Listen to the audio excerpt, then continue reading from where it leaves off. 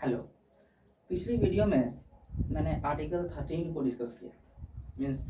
Any law that is inconsistent और in derogation with any of the fundamental right will be shall be void. Means कि कोई भी law जो fundamental right के against हो उसको वॉइड कर दिया जाएगा। तो आर्टिकल 13 के आर्टिकल 13 में एक बात यह जानना है कि क्या आर्टिकल 13 जो है वो प्रोस्पेक्टिव है या रेट्रोस्पेक्टिव है।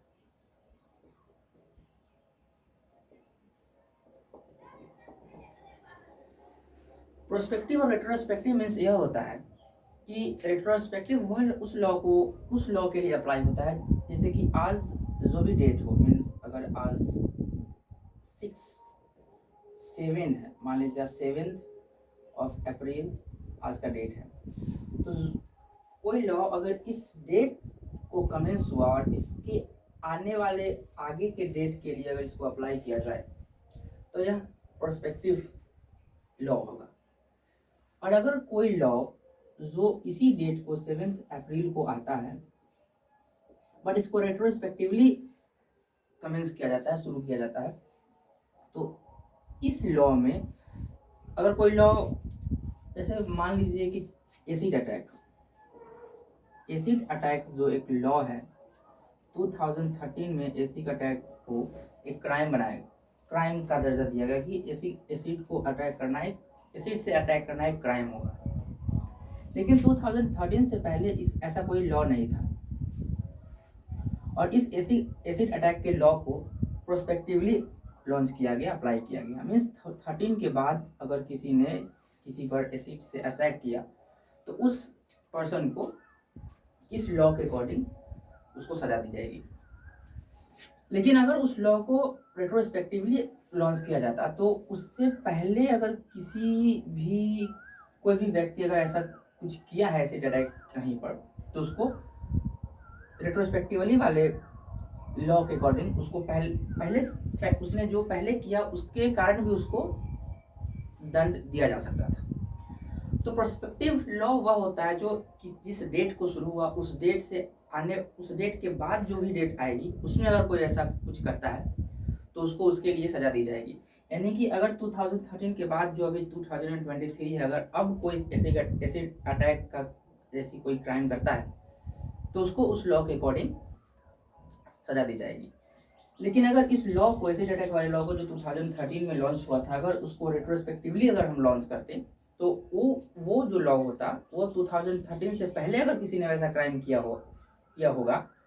या किया है वैसा कुछ पहले किया था तो उस पर्सन को पहले किए हुए चीज को के कारण भी उसको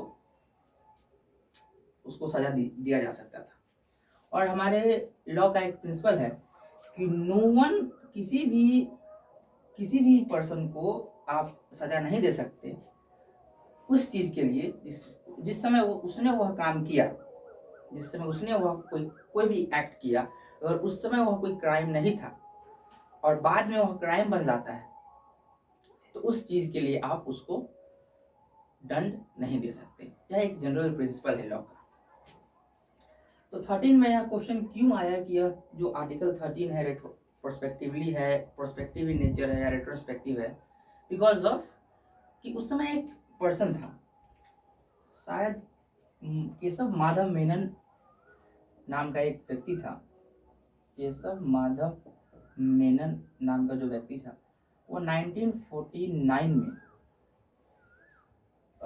शायद डिफेमेटरी सा कुछ गवर्नमेंट के अगेंस्ट पैम्फलेट में लिखता है, न्यूज़पेपर में कुछ गवर्नमेंट के अगेंस्ट लिखते हैं और इसका जो केस होता है वो आगे बढ़कर 1950 के बाद तक आ जाता है जब हमारा कॉन्स्टिट्यूशन कमेंस हो गया था। अब जब कॉन्स्टिट्यूशन कमेंस हो गया तो उसमें हमें एक प्रोटेक्शन मिलता है 19A में, right to speech and expression. अब उसने 1949 में जो पैम्फलेट लिखा वो गवर्नमेंट के अगेंस्ट था तो इसने डिमांड किया केशव माधव मेनन ने कि मैंने जो चीज़ को किया था उससे हमारा जो कॉन्स्टिट्यूशन है वो मुझे प्रोटेक्शन देता है कि मुझे मेरे पास राइट है, right to speech and expression का। तो यह उस समय यह क्वेश्चन सुप्रीम कोर्ट के पास गया कि क्या आर्टिकल 13 या हमारा जो कॉन्स्टिट्यूशन है वो प्रोस्पेक्टिव इन नेचर है या रेट्रोस्पेक्टिव है, कि क्या हमारे कॉन्स्टिट्यूशन को रेट्रोस्पेक्टिवली अप्लाई किया गया है या प्रोस्पेक्टिवली। तो इस केस में सुप्रीम कोर्ट ने यह बताया कि हमारा जो कॉन्स्टिट्यूशन है उसको प्रोस्पेक्टिवली अप्लाई किया गया है, ना कि रेट्रोस्पेक्टिवली। यानी कि 1950 को 26 नवंबर और 1950 को जो हमारा कॉन्स्टिट्यूशन को का कमेंसमेंट डेट है उस डेट के बाद वाले चीज़ों पर कॉन्स्टिट्यूशन का अप्लाई होगा। उससे पहले अगर किसी ने ऐसा कुछ किया है तो उसको हमारा कॉन्स्टिट्यूशन प्रोटेक्शन नहीं देगा। मीन्स कि केशव माधव मेनन ने जो डिफेमेटरी एक्ट अपने पैम्फलेट में लिखा उसके लिए उनको कोई भी तरह का किसी भी तरह का प्रोटेक्शन नहीं मिलेगा कॉन्स्टिट्यूशन आर्टिकल 19A जिसमें right to speech and expression है। तो यह था कि क्या आर्टिकल 13 प्रोस्पेक्टिव है या रेट्रोस्पेक्टिव। और इस प्रोस्पेक्टिव से आप समझ सकते हैं कि प्रोस्पेक्टिव वह होता है जो जिस डेट को आया उस डेट से बाद वाले चीज़ों पर अप्लाई होगा, और रेट्रोस्पेक्टिवली हर चीज़ पर वो पहले उस डेट जो जिस डेट पर आया उस डेट से पहले भी और बाद भी अप्लाई होगा। सेकंड क्वेश्चन आर्टिकल 13 में यह है, आर्टिकल 13 में बहुत सारे 4 तरह के आर्टिकल हैं, क्लॉज 3 and 4। क्लॉज 1 यह बात करता है कि एनी लॉ, कोई भी लॉ जो प्री कॉन्स्टिट्यूशन से पहले था, कॉन्स्टिट्यूशन से पहले जो भी प्री कॉन्स्टिट्यूशनल लॉज थे, अगर वह लॉ हमारे फंडामेंटल राइट के अगेंस्ट है, that is any pre constitutional law that is inconsistent or in derogation with any of the fundamental right will be void, उसी समय उसको void किया जाएगा। लेकिन यह जो केस था विकासी वर्सेस स्टेट ऑफ MP 1955 का जो केस था, इसमें सुप्रीम कोर्ट ने ऑब्जर्व किया कि जो भी बहुत सारे लॉज है जो प्री कॉन्स्टिट्यूशनल लॉज है वो इम्पोर्टेंट लॉज है। तो उनके इम्पोर्टेंस को देखते हुए इसमें सुप्रीम कोर्ट ने एक डॉक्ट्राइन को एस्टेब्लिश करने की कोशिश किया, that is doctrine of eclipse. Doctrine of eclipse का मतलब यह होता है कि अगर कोई भी स्टैट्यूट है, कोई भी लॉ है, अगर वह लॉ इनकंसिस्टेंट है फंडामेंटल राइट के अगेंस्ट, कोई भी प्री कॉन्स्टिट्यूशनल लॉ अगर इनकंसिस्टेंट है फंडामेंटल राइट के अगेंस्ट, तो उसको हम फुल्ली वॉइड नहीं करते हैं, उस पर हम एक एक्लिप्स सा लगा देते हैं। मीन्स कि अगर कोई लॉ है, if this is a law और यह इनकंसिस्टेंट है, मीन्स एनी फंडामेंटल राइट, तो इस लॉ को हम एब इनिशियो वॉइड नहीं करेंगे, इसको बस हम एक एक्लिप्स की तरह इसको इनऑपरेटिव कर देंगे तब तक जब तक कि कॉन्स्टिट्यूशन में कोई अमेंडमेंट ना हो, और फिर से जिस भी इस फंडामेंटल राइट के कारण यह लॉ ऑपरेटिव नहीं हो सकता था, इनऑपरेटिव है, अगर वह अमेंडमेंट के थ्रू हट जाता है तो इस लॉ को हम फिर से अप्लाई कर सकें। इसलिए इसको एक ग्रहण की तरह हम खत्म इनऑपरेटिव मोड में डाल देते हैं ताकि यह उस समय तक यह काम न करे, that is doctrine of eclipse, जो इस Vikaji versus state of MP 1955 के केस में सुप्रीम कोर्ट ने ऑब्जर्व किया और इस डॉक्ट्राइन को एस्टेब्लिश किया। तो यह केवल प्री कॉन्स्टिट्यूशनल लॉज पे होगा। इस केस में यह भी बताया गया कि यह जो डॉक्ट्राइन ऑफ एक्लिप्स है वह पोस्ट कॉन्स्टिट्यूशनल लॉज पे अप्लाई नहीं होगा। पोस्ट कॉन्स्टिट्यूशनल लॉ पे अप्लाई नहीं होने का सेंस यह है कि अगर 1950 के बाद कोई स्टैट्यूट या लॉ बनता है, न्यू लॉ बनता है, अगर वह फंडामेंटल राइट के अगेंस्ट हो तो उसको हम उसी समय बंद कर देंगे, खत्म कर देंगे। तो यह जो डॉक्ट्राइन ऑफ एक्लिप्स है वह केवल प्री कॉन्स्टिट्यूशनल लॉज पे लगता है, इस केस में बताया गया। और इस केस से यह भी डॉक्ट्राइन निकला, डॉक्ट्राइन ऑफ सेपरेबिलिटी और सेवरेबिलिटी और सेवरेबिलिटी। सेवरेबिलिटी का मतलब होता है खत्म कर देना, काट देना। तो इस आर्टिकल 13 में जो 2 लॉ है, डॉक्ट्राइन ऑफ एक्लिप्स जो इनऑपरेटिव करता है स्टैट्यूट को, और डॉक्ट्राइन ऑफ सेवरेबिलिटी या सेवरेबिलिटी जो है यह लॉ को सेवियर कर देता है, काट देता है, खत्म कर देता है, पूरी तरह से वॉइड कर देता है। मीन्स कि अगर 19 कॉन्स्टिट्यूशन के कमेंसमेंट के बाद अगर कोई भी लॉ स्टैट्यूट अगर इनकंसिस्टेंट है किसी भी फंडामेंटल राइट के अगेंस्ट, तो उसको सेवियर कर दिया जाएगा। लेकिन प्री कॉन्स्टिट्यूशनल लॉ में उसको इनऑपरेटिव कर दिया जाएगा तब तक जब तक कि कॉन्स्टिट्यूशन में किसी अमेंडमेंट के बाद अगर जिस कारण से प्री कॉन्स्टिट्यूशनल लॉज को इनऑपरेटिव किया गया, अगर वह कारण हट जाता है कॉन्स्टिट्यूशन से, तो फिर से उस लॉ को हम अप्लाई कर सकते हैं। सेम चीज Deepchand versus state of UP 1959 के केस में क्या देखा गया कि ये जो डॉक्ट्राइन ऑफ एक्लिप्स है, यह बताया गया इस केस में कि कोई भी लॉ जो प्री कॉन्स्टिट्यूशनल लॉ के अगेंस्ट हो, जो कोई भी प्री कॉन्स्टिट्यूशनल लॉ जो फंडामेंटल राइट के अगेंस्ट हो, या कोई भी पोस्ट कॉन्स्टिट्यूशनल लॉ जो फंडामेंटल राइट के अगेंस्ट हो, तो प्री कॉन्स्टिट्यूशनल लॉ वाले प्री कॉन्स्टिट्यूशन पे ही केवल वो जो डॉक्ट्राइन ऑफ एक्लिप्स है वो लगेगा। इट मींस इस केस में यह सवाल उठाया गया कि क्या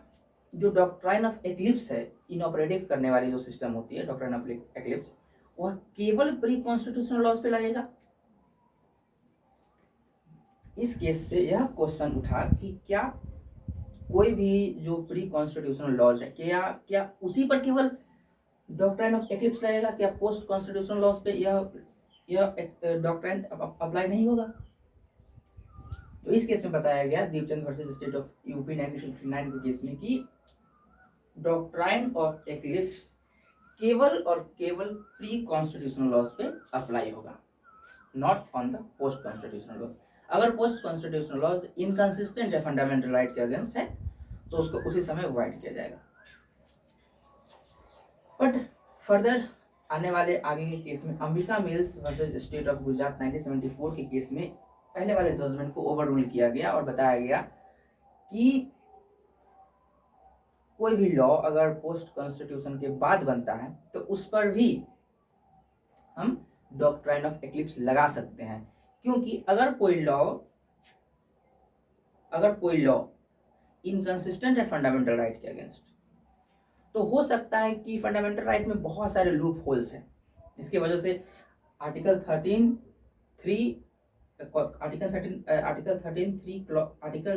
क्लॉज 3 और आर्टिकल 368 के बीच में बहुत बड़ा कॉन्फ्लिक्ट है। इस पर मैंने एक वीडियो बनाया है, अगर आप चाहें तो देख सकते हैं। तो इस केस में यह बताया गया कि जो पोस्ट कॉन्स्टिट्यूशनल लॉज है, कुछ ऐसा सिचुएशंस बनता है कि कई बार फंडामेंटल राइट सिटीजन्स को भी मिलता है और फॉरेनर्स को भी मिलता है बहुत सारे फंडामेंटल राइट, जैसे कि आर्टिकल 14 एक ऐसा राइट है, राइट टू इक्वालिटी, जो हर पर्सन को आइदर सिटीजन्स और फॉरेनर्स जो नॉन सिटीजन्स है उनको भी राइट टू इक्वालिटी का राइट हमारे कंट्री में मिलता है। लेकिन उसी तरह राइट जो आर्टिकल 15 है, राइट अगेंस्ट डिस्क्रिमिनेशन, वो फॉरेनर्स को नहीं मिलता है हमारे यहाँ। तो हो सकता है ऐसा कोई लॉ हो, स्टैट्यूट हो जो फंडामेंटल राइट में सिटीजन के अगेंस्ट हो, लेकिन वह लॉ जो पोस्ट कॉन्स्टिट्यूशनल लॉ भी हो सकता है कि सिटीजन को तो उस पर अप्लाई नहीं हो सकता है फंडामेंटल राइट की वजह से, लेकिन हो सकता है कि फॉरेनर्स पर अप्लाई हो सके पोस्ट कॉन्स्टिट्यूशनल लॉ। यानी कि अगर किसी भी फंडामेंटल राइट की वजह से जिन लोगों पर पोस्ट कॉन्स्टिट्यूशनल लॉ अप्लाई नहीं होगा उन पर तो वह लॉ अप्लाई नहीं हो सकता है, लेकिन जिन पर अप्लाई हो सके उस पर लागू कर सकते हैं। शायद आप मेरी बात को समझ सकते हैं या समझ पा रहे होंगे कि अंबिका मिल वर्सेस स्टेट ऑफ गुजरात में कहा गया कि अगर कोई post constitutional law fundamental right के अगेंस्ट है तो उसको हम उसी समय अवॉइड नहीं करेंगे। अगर वह लॉ जिन पर अगेंस्ट नहीं हो, जिन लोगों पर वह लॉ अप्लाई हो सकता है, हम उन पर अप्लाई करने की कोशिश करेंगे। तो ऐसा कहा गया कि डॉक्ट्राइन ऑफ एक्लिप्स जो है प्री कॉन्स्टिट्यूशनल लॉ और पोस्ट कॉन्स्टिट्यूशनल लॉ दोनों पर अप्लाई होगा यहाँ पर 1974 के केस में। उसके बाद फिर 2010 में हाल ही की बात है कि के पुनाका वर्सेस स्टेट ऑफ कर्नाटका, इस केस में अंततः यह बताया गया कि इन सारे चक्करों को छोड़ो और जो पोस्ट कॉन्स्टिट्यूशनल लॉ है उस पर डॉक्ट्राइन ऑफ एक्लिप्स नहीं लगेगा, उस पर केवल और केवल डॉक्ट्राइन ऑफ सेवरेबिलिटी लगेगा। मीन्स कि जो भी law post constitutional law new law अगर इनकंसिस्टेंट है फंडामेंटल राइट के तो उसको उसी समय वॉइड किया जाएगा, और अगर कोई प्री कॉन्स्टिट्यूशनल लॉ है जिस पर हम डॉक्ट्राइन ऑफ एक्लिप्स लगाते हैं तो उस लॉ को हम मोरेबन कंडीशन में छोड़ देंगे। तो इस तरह से यह जो 2010 के जो जजमेंट था उससे यह प्रूफ मिलता है या पता चलता है कि जो डॉक्ट्राइन ऑफ एक्लिप्स है वह केवल प्री कॉन्स्टिट्यूशनल लॉज पे अप्लाई होता है। इसमें दो जो फर्स्ट और सेकंड क्लॉज है जो बात करता है कि प्री कॉन्स्टिट्यूशनल लॉज और पोस्ट कॉन्स्टिट्यूशनल लॉज पे कि कोई भी लॉ जो पोस्ट कॉन्स्टिट्यूशनल लॉ हो जो फंडामेंटल राइट के अगेंस्ट है उसको एब इनिशियो अवॉइड किया जाएगा, जो क्लॉज 2 है, और क्लॉज 1 है जो प्री कॉन्स्टिट्यूशनल लॉज में अवॉइड की बात करता है। इसमें आर्टिकल 3 और 4, जिसमें आर्टिकल 3 लॉ को डिफाइन करता है कि लॉ क्या हो सकता है, और आर्टिकल 4 यह डिसाइड करता है कि nothing in this article shall prevent the state to make any law under article 368। यही तो है इस आर्टिकल 13 और आर्टिकल 368 के बीच का कॉन्फ्लिक्ट, जिस पर मैंने पहले ही वीडियो बनाया है, और फिर से मैं कोशिश करूंगा कि इस कॉन्फ्लिक्ट को बहुत जल्द इसी तरह शॉर्ट वीडियो में समझाने की कोशिश करूं। अगर ये वीडियो आपको अच्छा लगे तो उन लोगों तक जरूर पहुंचाएं जिनको इस चीज़ की ज़रूरत है। और इस बीच जो प्रॉब्लम्स आप फेस कर रहे हैं, किसी भी तरह की प्रॉब्लम, अगर आपको कुछ लगता है कि कोई प्रॉब्लम हुआ है या किसी भी तरह की सुधार की ज़रूरत है तो कमेंट में ज़रूर बताएं। Thank you.